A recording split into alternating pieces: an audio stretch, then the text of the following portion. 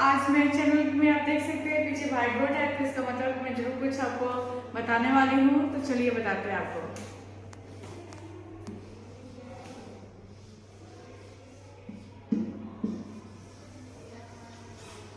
देख सकते हैं गिफ्ट डीड। अब गिफ्ट मतलब तो समझ ही सकते हो कि जो किसी को हम देते हैं गिफ्ट, जैसे बर्थडे में दिए, शादी के रिसेप्शन पे दिए, या फिर जब मन किया एज ए कोई भी आप देखते होंगे आसपास बेस्ट फ्रेंड को दे दें गिफ्ट। तो गिफ्ट मतलब यही होता है कि जो गिफ्ट दे रहे हैं इसका स्वार्थ यही है कि विदाउट एनी कंसिडरेशन में होता है मनी, मतलब पैसा, मतलब विदाउट कंसिडरेशन का हम गिफ्ट दे रहे हैं, जो कि ना कुछ स्वार्थ छुपा हुआ है कि वापस में वो कुछ हमें दे, या फिर कोई ट्रांसफर नहीं कर रहे, कुछ के बदले कुछ, ऐसा कुछ नहीं कर रहे।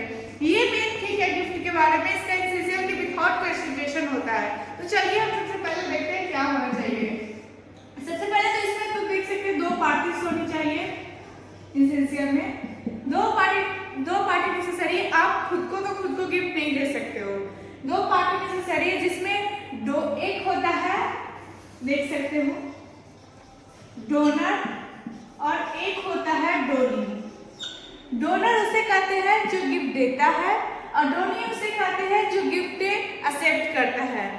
तो यहाँ पर एक और एसेंशियल है कि आपको गिफ्ट एक्सेप्ट करना डोनी की तरह से जरूरी होता है। अगर गिफ्ट नहीं एक्सेप्ट किया गया है तो फिर वो गिफ्ट वैलिड नहीं होती है। तो ये भी जरूरी होता है कि गिफ्ट वो एक्सेप्ट करे, ठीक है।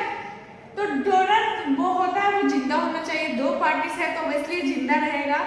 ये अगर इसका डेट हो गया है तो वो नहीं होगा। दूसरा आपको बता ही दिया है, विदाउट कंसिडरेशन।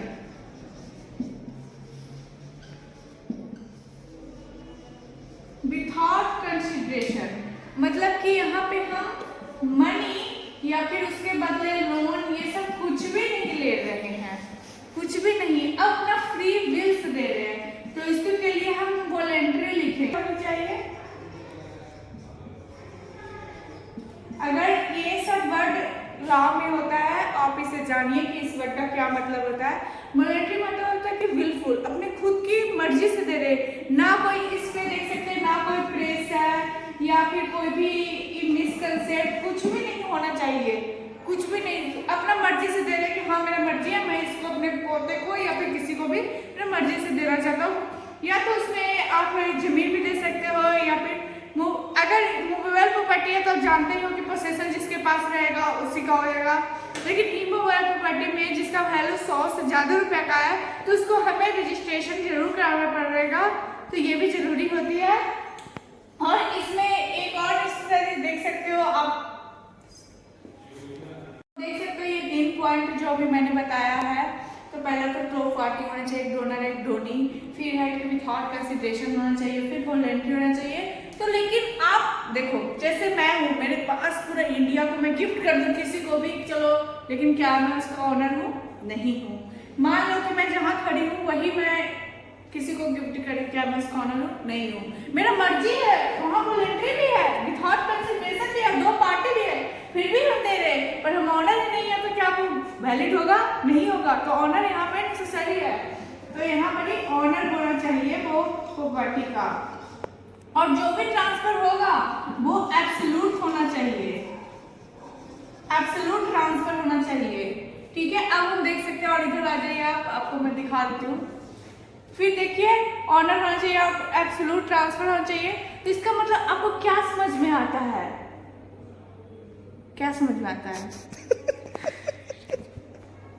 तो इसका मतलब क्या समझ में आता है? इसका मतलब ये समझ में आता है कि हम पोसेशन भी उसे देंगे, पोसेशन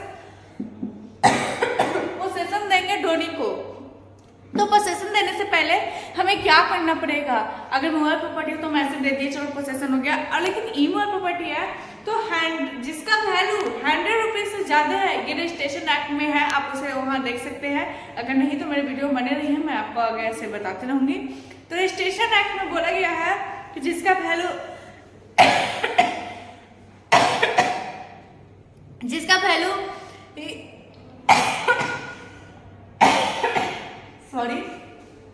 जिसका वैल्यू प्रॉपर्टी का 100 रुपये से ज़्यादा है तो उसे रजिस्ट्रेशन कराना चाहिए। तो हमारा 8वां यहाँ पर क्या आएगा? रजिस्ट्रेशन। रजिस्ट्रेशन चलेगा कि किसका है पोजीशन, कोई आके कोई और भी आपके जमीन पे कुछ आके खेती कर रहा है या कुछ भी कर रहा है, पता कैसे चलेगा? तो इससे हमें रजिस्ट्रेशन से पता चलेगा कि कौन ऑनर है।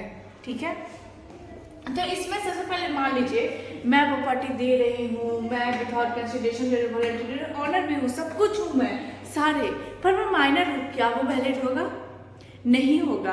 तो इसका मतलब क्या, हमें मार्जिन भी होना चाहिए और दोनों कॉम्पोनेंट होना चाहिए हमें गिफ्ट के लिए, और फिर ऊपर से मेजर भी रहना चाहिए जो कि 18 प्लस। आप जानते होंगे कि मेजर का एज क्या है, तो 18 प्लस होता है। जो डोनर रहेगा वो वॉलंटरी देगा तब होगा, अगर आप वॉलंटरी दे रहे हो आप 18 प्लस नहीं हो तो फिर कैसे होगा? तो इसका भी ध्यान रखें, वो मेजर होगा तब। मतलब हर एक पॉइंट एसेंशियल नेसेसरी है, अगर विदाउट एक पॉइंट में मिस करता है तो वो वैलिड नहीं होगा गिफ्ट डीड, वो अनवैलिड हो जाएगा। अजान में करते होंगे। तो फिर इसके एक चीज है जो मैंने यहाँ पे आप आ सकते हैं, जो यहाँ पे आप देख सकते हैं, ये डोनर और डोनी दो पार्टी जो मैंने बताई है, इसमें ये ऑफर करेगा, ये ऑफर करेगा और ये एक्सेप्ट करेगा। ठीक है, एक्सेप्टेंस, जो कि ऑफर और ये एक्सेप्ट करेगा वो इसके डोनर के मरने से पहले एक्सेप्ट करेगा। ये नेसेसरी है। अगर डोनर मर गया और आप देख सकते हो गिफ्ट डीड दे दिया मान लीजिए, और जब तक जिंदा था जब तक नहीं एक्सेप्ट किया, जब मर गया तब एक्सेप्ट किया, तो क्या वो वैलिड है? नहीं वैलिड है। अगर वो डोनर जब तक जिंदा है जब तक हमें एक्सेप्ट करना पड़ेगा डोनी को, अगर डोनी नहीं एक्सेप्ट किया, ये मर गया, तब वो वैलिड नहीं होगा। इसका भी ध्यान रखिएगा। तो ये एक्सेप्टेंस जरूरी होता है जब तक वो रहे जब तक। और एक पॉइंट और है, इसमें होता है नो कंडीशन। आपको पता होगा कि जो गिफ्ट डीड होता है जिसमें नो कंडीशन रहना चाहिए, जो कि ना कोई कह रहा है कि हाँ तुम ये काम करोगे तभी तुमको ये मिलेगा, ये ऐसा तो कुछ भी हो सकता है। आप समझ सकते हो तुम किसी का कत्ल करोगे, तुम उससे रिवेंज लोगे तभी ये गिफ्ट मिलेगा, ऐसा कुछ नहीं होना चाहिए। No condition. जो कहते हैं लव अफेक्शन में हम गिफ्ट दे रहे हैं, अपनी मर्जी से दे रहे हैं। क्यों? हम जिसे जानते हैं, जिसको देना चाहते हैं, ताकि इसको मान लीजिए हम जमीन दे रहे हैं तो उसकी तरक्की के लिए हम चाहिए ना, तो उसकी कंडीशन लगाएंगे कि काम करोगे तभी। और फिर वो क्या होनी चाहिए? लॉफुल ऑब्जेक्ट होनी चाहिए, ना कि कुछ कहेंगे कि अनलॉफुल और लॉफुल ऑब्जेक्ट में समझ सकते हो कि जो कि आप दे सकते हो जैसे चाहिए, और उसके बाद जो पोसेशन मिलेगा वो एब्सोल्यूट मिलेगा, ना कि चलो थोड़ा सा तुमको दे दिया थोड़ा सा हम ले लिए, ऐसा कुछ नहीं होगा। उसको पूरा मिलेगा। एब्सोल्यूट मींस होता है कंप्लीट, जो कि उसे पूरा मिलेगा। और वो एक ऑनर, तो आप जानते हैं ऑनर रहेगा तभी वो देगा। और फ्री फ्रॉम ऑल इनकम्प्लेंस, जो प्रॉपर्टी दिया जा रहा है गिफ्ट दे रहे जो सारे लोन से मुक्त है, ना कि उसमें लोन पड़ा हुआ है, हम किसी से लोन ले लिए और वो हम जमीन गिफ्ट कर दिए, तो क्या डोनी एक्सेप्ट करेगा? नहीं करेगा, तो वैलिड नहीं होगा।